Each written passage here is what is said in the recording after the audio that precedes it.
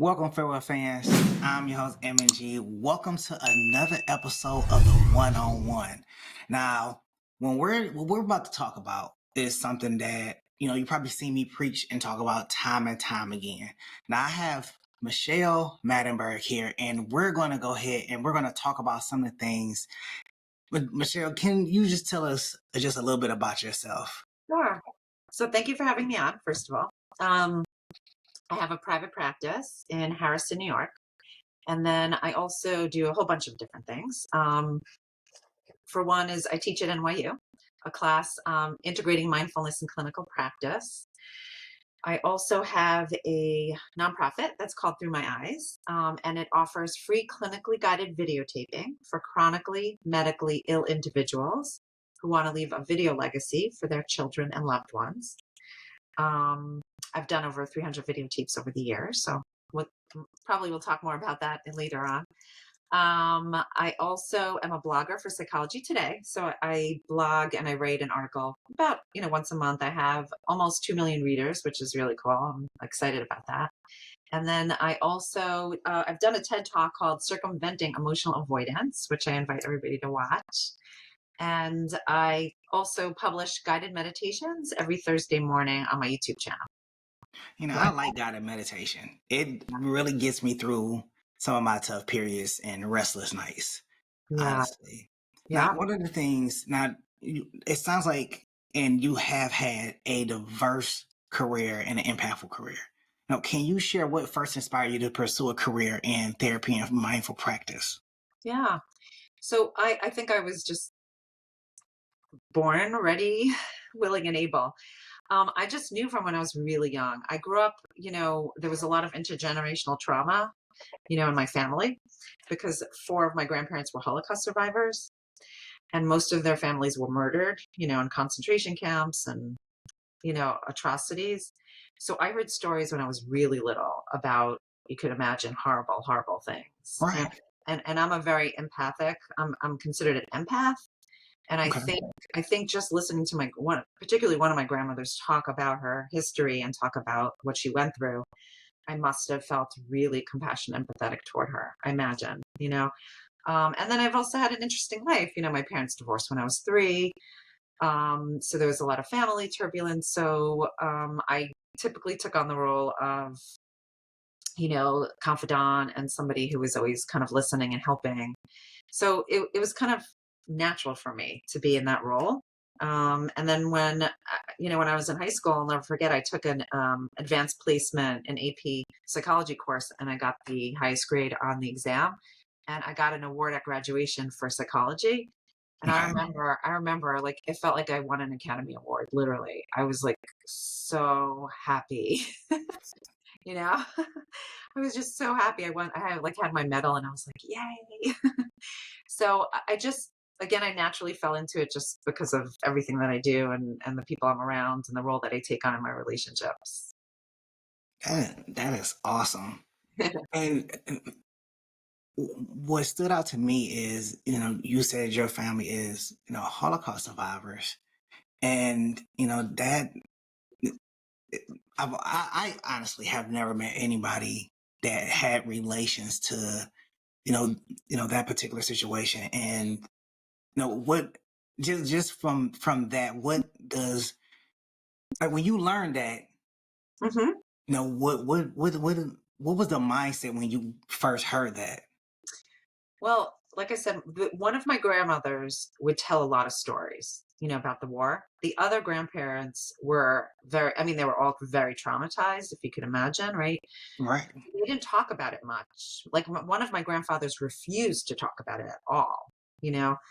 But this particular grandmother constantly told stories after stories because she was in the concentration camp. And, if you think, I would ask them questions because I was so curious. And I actually ended up videotaping them. So I have a videotape of each of my grandparents telling their story. And it's like absolutely mind blowing, like literally what they went through. Like you wouldn't even believe that that could happen to somebody. And it wasn't so long ago. If you think about it, it's insane Right. how, yeah. So I asked, one time I asked my grandmother, I'm like, how did you get through that? It's like, I don't understand. Like, how, emotionally and otherwise, like, how did you, I mean, literally, she only had, a sister who survived. Her whole entire family was wiped out.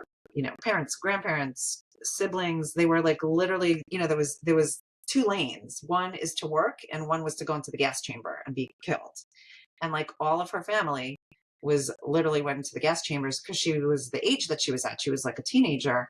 They put her in the other line to work. So she was just lucky, but Mhm. imagine being ripped out from your house and going into this like hell, and then like I said, knowing that your family, like not knowing what is happening to your family, and then finding out that they're dead. There's no way even to make sense of it, like what a person goes through. So I said to her, how did you survive this? And you know what she said to me? It was like so incredible. She said to me, she said, that wasn't our life. She said, before this happened, you know we lived like, we went to school, we had jobs, we lived like you do. Right. So we knew what real life was. We knew that this wasn't life. Like this was like an insane situation that we were in, but we knew what real life was. And that kept us, hopeful, that we'll one day return back to that, which is like so amazing to think about. And then I'll never forget, my grandfather told me a story, which was mind blowing too. When he came to the United States, because he had some family here, that's why they were allowed to emigrate here. Um, he kept on having these horrible nightmares and bad dreams at night, and he was so bereft and so grief struck, stricken. And he went to a pastor, and he said, I can't stop thinking about my mother. Like, I'm tortured. I wake up at night, I keep seeing her, I keep on hearing her voice, I keep on seeing like kind of an image of her. And again, they didn't know what to do with these people. He said to him, you have to get out of your mind. You have to just forget about it as if it didn't happen. You need to move on. You need to just forget about it. And when I heard my grandfather say that, I literally had tears running down my eyes. And he didn't understand. He was like, why are you crying? He thought I was so strange. Right. But like, what upset me so much and what was so traumatizing to listen to was like that somebody is grief stricken. Like he was in so much pain and he was having these horrible nightmares. And like he was told to just forget about it, you Right. know? So he repressed, like, obviously, he repressed his feelings because it had nowhere to go. And Right. that to me was so sad, to hear him say that. And also that he didn't understand why I had an emotional reaction to it. It was like totally mind blowing to me. So there were so many things that happened, that, stories that I heard, and I could go on and on, like the stories that I heard about, like even being in the concentration camp, and even were like, yeah, were horrific. I mean, just they were starving. Right. They were diseased. They had lice all over their bodies. I mean, it was just, yeah, horrible, Yeah. horrible. And I know we kind of stray a little bit off the topic, but I know that that is something that does interest me, is history. People background, where they come from. How Mhm. does that past stimulate you now, and how that propels you into the future? Yeah. Because our the stories that, even for me, my grandmother told me a lot of things about what happened Hmm. during the time that she grew up. Hmm. When there was racism, Yeah. and my grandma, she was There's fierce. still there's still racism. There still is racism. Hey, yeah, um, and there's a lot of anti-Semitism too, by the way. yeah. So my grandma would tell me these stories, you know, and she was the first one to tell me about the paper bag test. That if you were lighter than a paper bag, then you can pass for white. And I didn't understand. I didn't understand. When she was telling me these stories, I was very young, and you know, because she was so fair skinned, she was able to pass as white when she was younger. But as she got older, she still had to go through trials after trials after trials. Mhm. Whether it was working with colleagues, whether it was going to school, whether it was whatever. She still had to go through trials Mhm. regardless of the case. And it was without being there and without knowing history, hearing it from somebody, and hearing the pain, and hearing the passion and hearing the frustration is Mhm. still a little hard to believe Yeah. until you're just like until you immerse it in yourself and you're just like, dang, like that really happened. And then you Mm. see the video footage from those times, Yeah. and it's even more captivating than when you heard the story. Hmm. Yeah. Well, we don't want to believe things like that. Who wants to believe that these kind of things happen? It's so horrible, Right. that humans are capable of these things, right? It's scary. It's pretty scary. And I think that's the major part right there. Like, what is the mindset behind treating another individual in such a discouraging way, a disrespectful way, meaningless, like as if their life has no meaning, as if they have no family to go to, as if they're, you know, dare I say it, a ant beneath your boot, Yeah. just an insignificant, life that can just end at your hands, and you think nothing of it tomorrow because you think it's a justifiable expense because they're Yeah. inferior to you in your mindset. Yeah. That's exactly it. Well, that's what gives them a rationalization for behaving the way they do, right? They have to dehumanize in order to rationally behave the way they do, which is That, just, yeah, it's that's true. And, pretty scary. Yeah. and you know what? I don't want to stray too far because I can have Yeah. this conversation over and over and more so about this. But let's switch topics really quick. Sure. Um, so how did your journey evolve from private practice to co-founding Through My Eyes and teaching at NYU? Um, my career is always evolving, and I love to have my hats in a lot of different, a lot of different roles, a lot of different settings. It inspires me, it taps me into my passion. I'm not the kind of person that could just do one thing. Right. I become restless. Let's put it that way.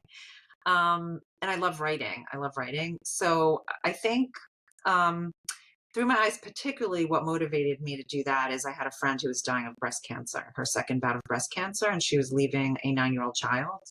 So she consulted with me and I wanted a videotape and wanted to know what questions to address that was developmentally appropriate for her daughter. So that's kind of how that evolved. Okay. Teaching at NYU, I always taught somewhere. I usually was an adjunct at all different kinds of universities. I was so fortunate and lucky that this class just happened to come up on mindfulness practice, and it's one of my specialties, and I love teaching it. And it was meant to be. The class was being offered, and somebody thought of me and gave them my name, and they reached out to me, and I was like, this is like perfect. So I believe things happen for a reason. The universe is bigger than us sometimes, and Yeah. we kind of connect to things just because we connect to things. So I couldn't be happier.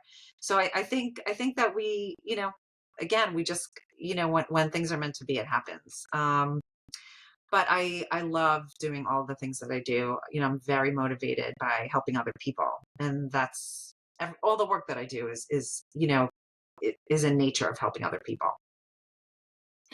And I'm glad that you say that because when we talk about motivation and farewell fans, this is definitely for you. When we talk about motivation, sometimes we don't get that drive. We get that drive from seeing other people's satisfaction. Knowing that we're making an impact in other people's lives Hmm. that's going to make a difference. Yes. Whether it's today or whether it's 5 to 10 years down the road, we know that what we did today is making an impact. Hmm. And what you're doing is, making an impact on people's lives every day consistently. I hope so. And and sometimes people don't understand the information that they're taking in is having an impact as well. Yeah. Well, Until it, it gives you a sense of purpose too, right? Like, it yeah, when you see people improving and transitioning and thriving, it's like there's no better feeling than that for me, at least. It drives me wanting to help more. It inspires me, and also people are so inspiring. We have so much like adversity in our lives. Everybody does. Who doesn't, right? right. But we have so much resilience and our capacity. We don't even recognize our capacity. and we underestimate ourselves, and we could often get, very insecure and doubt ourselves. There's a lot of self-doubt. But, as humans, like, we all have self-worth, and we all have dignity, and we all have wholeness and goodness, and sometimes it gets shadowed. It gets overshadowed by our life experience, by society, like we were talking about, Mhm. Yeah. society, right? It's always, we always have these barriers that get in our way. And what I always say, it's like these boulders that keep on getting thrown at us. We could choose to just kind of get stuck and have no movement in front of the boulder and just stay there stuck, or we could pivot, right? We could kind of pivot our body and like go around the boulder, and we're always doing that. We're always pivoting our whole lives around these boulders that are being thrown at us, in all different circumstances. Listen, like, the election's coming up, right? Right. I mean, I Yeah. can't I can't even tell you, like, how many people are coming into my office and they're so distressed, like considerably distressed, you know, and talking about the effect and how they feel about it, and like such mixed messages, and people are in such different like places, and it's like mind blowing, right? There's Yeah. always these things that are going on in our lives all the time. Yeah. And I like how you put that, avoid, we could pivot, we're consistently pivoting around these boulders. And, pivot is a great term. Pivot Hmm. is a great term because some people don't pivot. Yeah, They stand there in front of a challenge and yeah. they freeze up. And it's like, okay, well, you're a deer in headlights. What are you going to do next? What move are you going to make? And it's like, well, I don't know. And it's like, okay, well, obviously you got to either conquer the challenge or you got to find some way around the challenge. Absolutely. There's, I, I used to tell people that, I kind of handle life like Grand Theft Auto. Hmm. Okay. And let me explain. So in Grand Theft Auto, when the game first came out, there was no unique way or one way for you to handle a mission. You can kind of do it however you wanted to. So if you had to, destroy your car, Hmm. you could either ram it, Yeah. hit it with a grenade, or hit it with a rocket launcher. And Hmm. that's kind of how you got to approach life. Yeah. There's no one solution No. to resolve an issue. So you have to think about all kinds of solutions to resolve one problem, even thinking outside the box Yes. to resolve that one issue. So when you say pivot, you may pivot one time and that may not find you or net you the solution that you're looking for. So you may end up having to pivot again or pivot back and try to to look at the problem again to come up with another solution because the first solution didn't work. Right. But you It's never know the cover. plan A, B, C, D, E. I always say, I was like, if you go through plan A, it doesn't work. You go through plan B, like you have a whole alphabet there. Like keep, Yes. right. Like, people tell me, in terms of exercising, right? I say to them, don't torture yourself and do things that you hate, because you're not going to sustain the behavior. Find something you actually like to do. Yeah. So they're like, oh, but I don't like, I tried so many things. I don't like anything. I was like, no. I was like, go through the alphabet literally until you find something that Yeah. you actually enjoy. I don't care if it's Zumba, or I don't care if it's kickboxing, or I don't care if it's what, like walking, like I don't care what it is, but you need to find something that you will continue to do and that will again sustain you. And even with that, even when you find something that you want to do, I've noticed that some people always try to go to the extreme with doing their workouts. Yeah. Start in small increments. Right. Exactly. Don't make it overbearing because you're trying to get to a goal quickly. Yes. Start in little increments and then build your way up. Yeah. And even me, I have done it. I went just like, okay, I'm gonna get on the treadmill and I'm gonna do an hour on the treadmill a day. Yeah. I'm not about to do an hour on the treadmill a day. Hmm. There's a lot more other stuff that I can do. So That's I right. broke it up in increments. I'll do 15 minutes this day. I'll do Hmm. 10 minutes that day. Yeah. And then you build your way up to, when you're comfortable to Hmm. do more, because your body may not be able to sustain to do an hour. Yeah. You may not be able to do, 5 reps of 10 lifting weights. Why strain yourself when you can just build that up? Start in small increments and then build your way up. That way you don't that way you don't fall out of the behavior and also like burn out. That's true. That's true. So, what role do you see, mindfulness playing in the mental well-being of your clients, and how can people face emotional? How can people help facing, and how can it help people facing emotional avoidance? So mindfulness is a big topic, but what I will say about it is that we have evidence to support that actually mindfulness replenishes the gray matter in our brain, okay, which is really important. So we see on MRIs, okay, because of our advanced technology, that there is a change in the structure of our brain. That's incredible. There's nothing that actually changes the structure of our brain, okay? Why is that important? Because as we age, right, we deplete the gray matter, which leads to, again, the gray matter is important because it helps us to focus and concentrate and memory and all of those wonderful things. Right. And there is no way, like I said, to replenish that except for resting the mind. Like with other activities, like you were talking about working out or weight training, right? When we want to build up our bicep, what do? We do arm curls, right? And Hmm. that helps. So we use strength. With the brain, it's the opposite. So instead of exerting, in the brain, we actually rest. That's how we get it to strengthen, is by resting. And then it creates space between the thinking and doing. And that could lead, again, to better problem solving, to more mindful decision making, to, I mean, again, there's so many vast, benefits of mindfulness. Anybody could relate to this. Anger, reacting to anger, for example, Hmm. reacting impulsively to anger, reacting impulsively to anything for that matter. You Right. know, um, Typically we have emotions that kind of go out of control and are to extremes. So it really helps with so many different factors, emotionally, physically, and otherwise. So acquiring that practice is so important. Now, there's all different ways to do mindfulness, and most people are confused at what that is. So meditative practice is a type of mindfulness, but there Okay. are thousands and thousands and thousands of different mindfulness practices. Whether you could do a walking meditation, you could do kind of grounding exercises.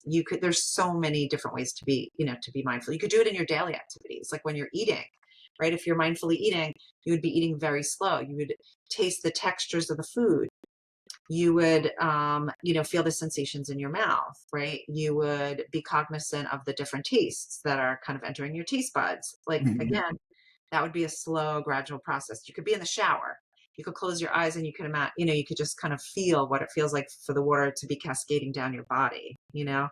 There's, we could do it when we're brushing our teeth. We could do it, like, sometimes I'll be outside and I'll just stop and I'll look up in the sky, and I'll just, kind of observe like the formations of the clouds, right? Or the different trees or the different colors that I see around me. We could be doing it all day long. And it's very easy to take the time, minutes here and minutes there, to be able to be cognizant of those practices. And it helps in relationships, it helps in performance at our jobs, yeah, there's just like tons and tons of benefits.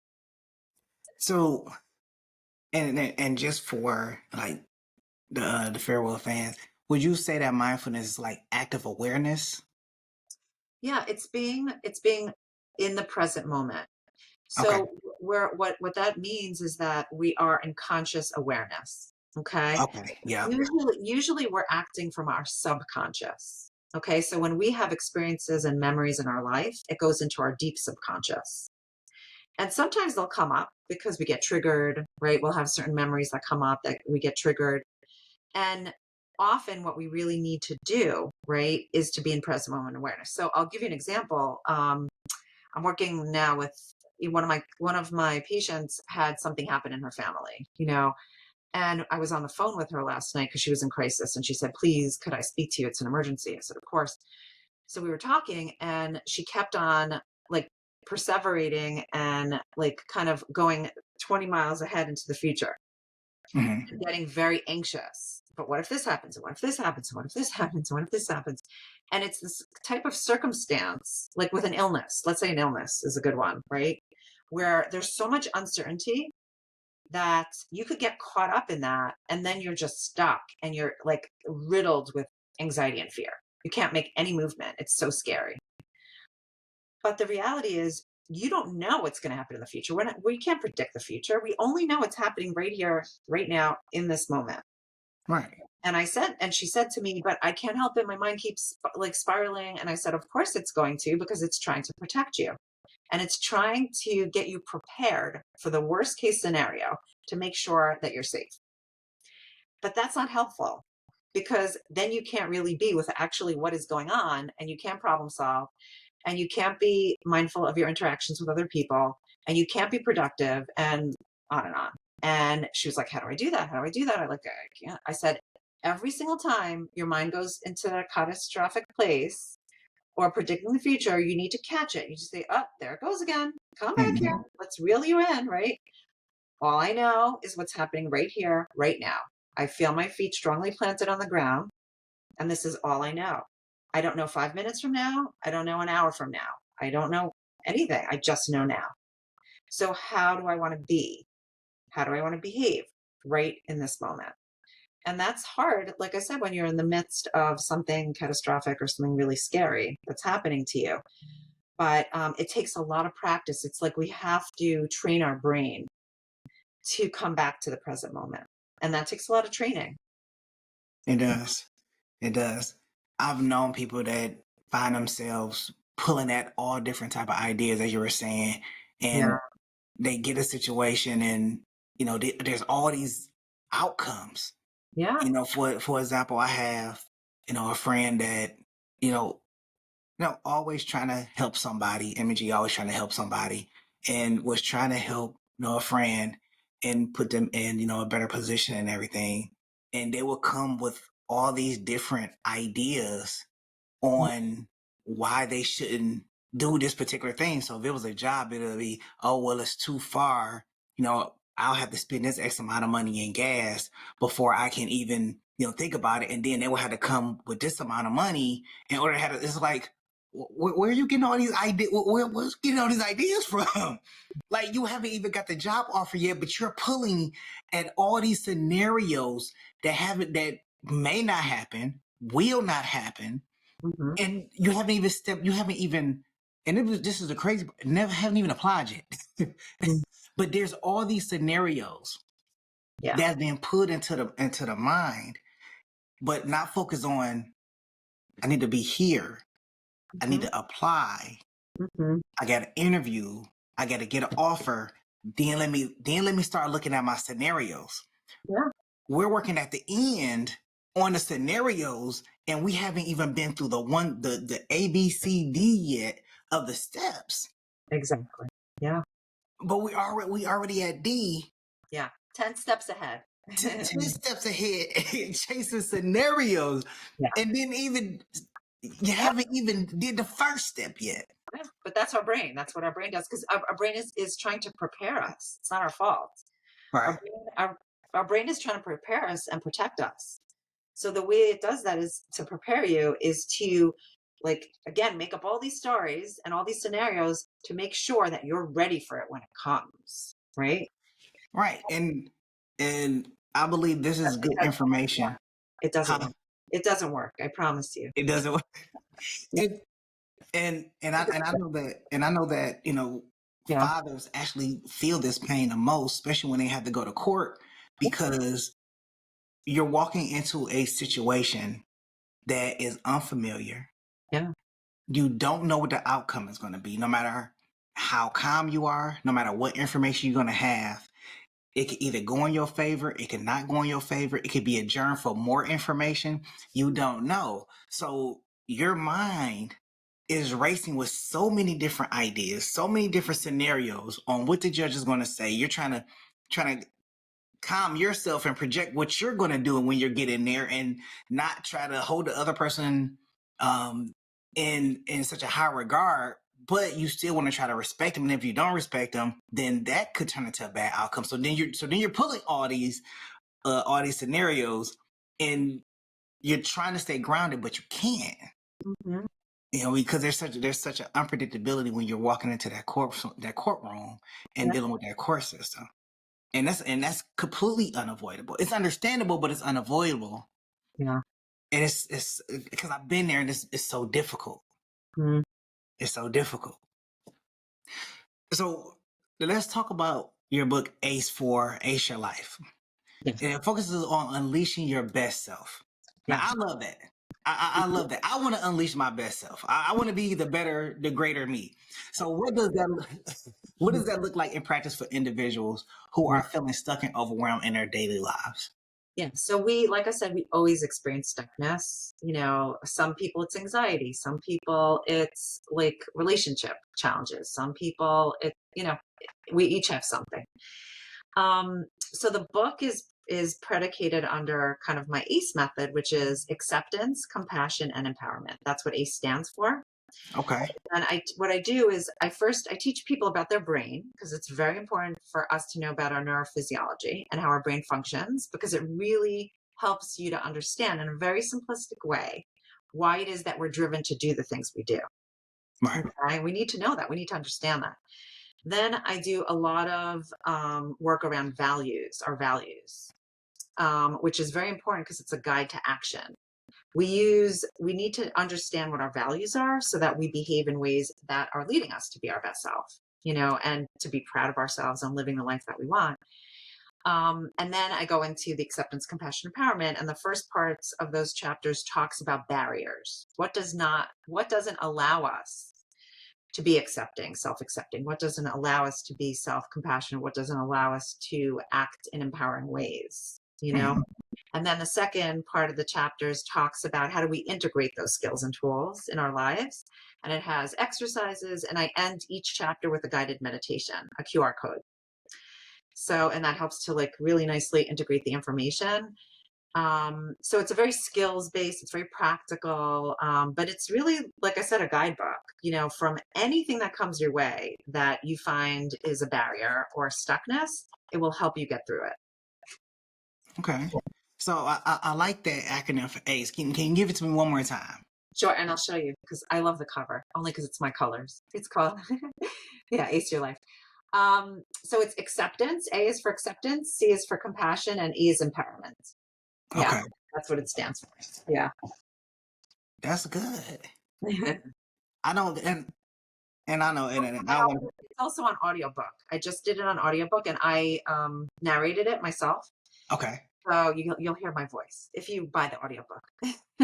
Okay, well, hey, go ahead and get that audio book. I like that. Yeah. If you're looking to be your best self, Yes. definitely go ahead and grab that book. I, And if I don't you, I don't read anymore. I mean, I try. I just don't have the time. So like when I'm getting ready in the morning or I'm always listening to audiobooks. Like it's much easier for me personally. oh, I agree. I remember listening to audiobooks um, when I was a driver. I was listening to audiobooks because I didn't want to listen to music all day. Yeah. I went ahead and listened to audiobooks, and I've come across some very, very great audiobooks while driving. I Yeah. mean, I didn't I didn't think it would be as stimulating as I thought it would be, but it was very stimulating Yeah. driving, listen to audiobooks for an 8 hour shift. Yeah. I don't know. It was my introduction to audiobooks. Like, oh, I'm on drive. I'm gonna listen to audiobook. Might as well get something while you're right sitting in the car for 8 hours. 100%. 100%.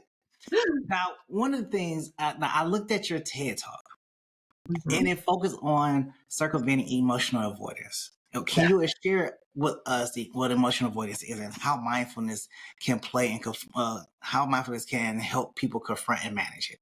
Yeah. So, you know, because of the way we're structured, our brains, like I said before, we are constructed in a way where we avoid negative emotions. So, what are negative emotions?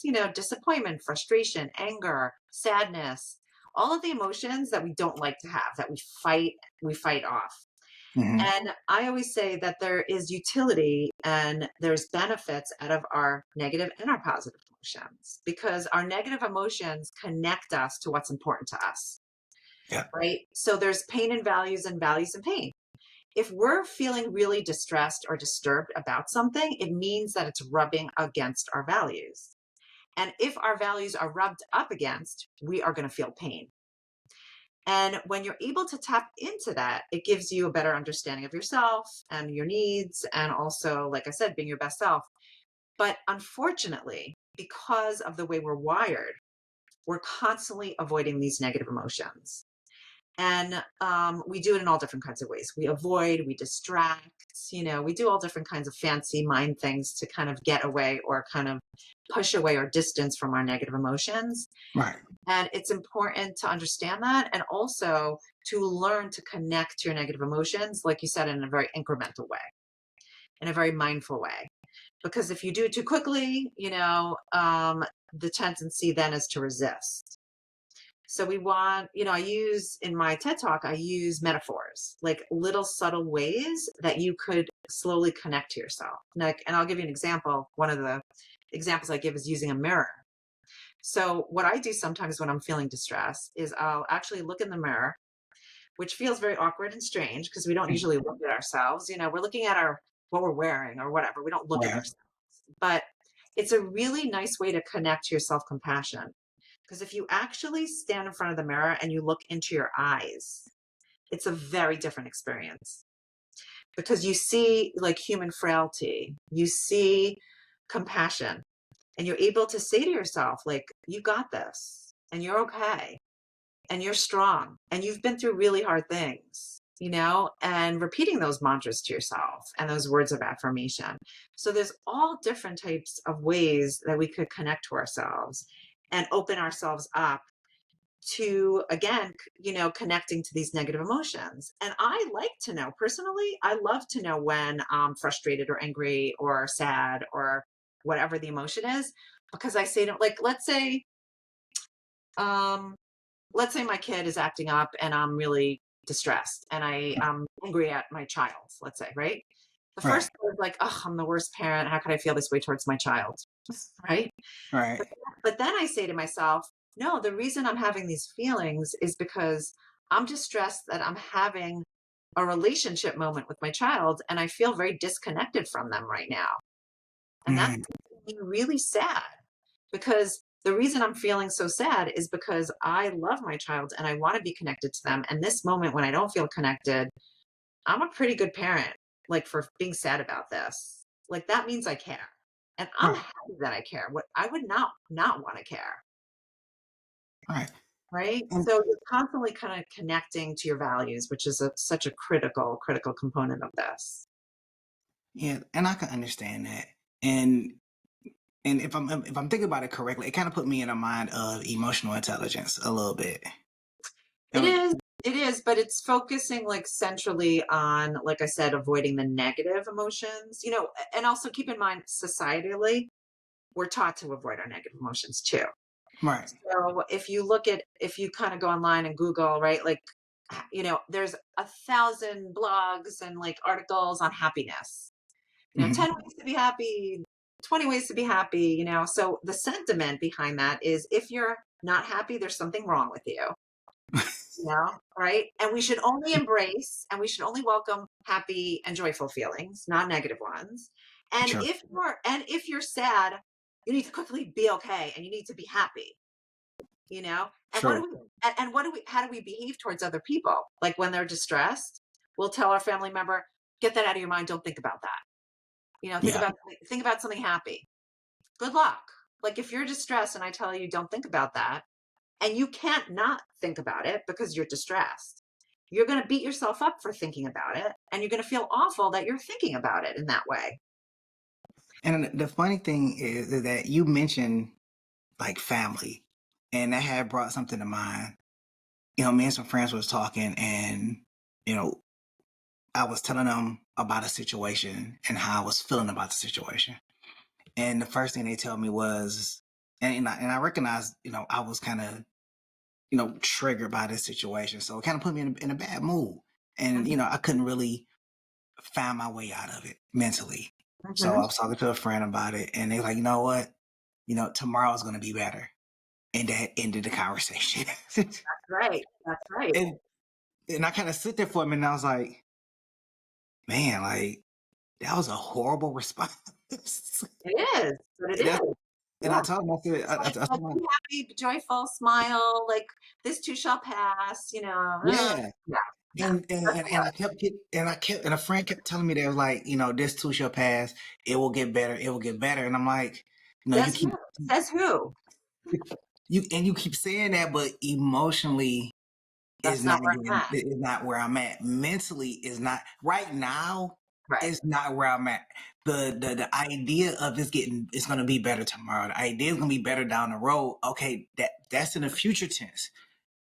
You're not providing me anything that's gonna help me right now. Right. Right. You want me to get it out of my mind, off put it, don't think about it, don't focus on it, focus on something else. But when I do that and I stop, my mind goes right back to That's what right. it was. That's right. So for everybody out there that listens to somebody else, Mm-hmm. don't tell them that tomorrow is going to be rain showers and rain. It'll be sunny days and gumdrops and everything. Because at the end, and I've seen this on plenty of times before, where people have told other people that it's going to get better, it's going to be okay, and brush their feelings off. Mm-hmm. And unfortunately, they didn't see it till tomorrow. That's right. They didn't see it till tomorrow because they didn't feel like people cared. They didn't feel like anybody was listening to them. They didn't feel heard. They didn't feel like their feelings were validated. They didn't feel anything. Mm-hmm. And what was the end result outside of them not seeing tomorrow Mm-hmm. because of it? So we have to be a little bit more mindful when we're dealing with other people's feelings, because in their presence right Mm-hmm. then and there. They're in their presence. They're feeling what they're feeling, That's right. and people aren't listening and brushing them off. And I'm guilty of it too. I'm gonna be honest. I'm guilty of it too. I've told people like, "Hey, I understand. You know what? The day's almost over. You ain't gonna have to worry about it." Or, you know what? The weekend is coming. Yeah. You got tomorrow off. You got the evening. Have a drink. Mm-hmm. It further promoting, Yeah. more brushing people's feelings off, more negativity, Yeah. Yeah. For sure. and everything, and, Totally. and just being more mindful of that. Like, I'm guilty of it. I'll tell you, I'm guilty. Hands up. I've been a We all victim, are. and, We, and, we, and we I'm guilty. we can't be perfect. It's okay. You're forgiven. We can't be perfect. We Yeah. can't. We Exactly. can't. Well, Michelle, thank you for coming on the show. Thank you for having this conversation. Of I course. had a great time. I Okay. Good. appreciate it. The farewell fans appreciate you coming out here and having this conversation. Thank you for having me. I appreciate it. Thank you. Farewell fans, we will see you on the next one-on-one. We'll catch you on the next go around. Peace.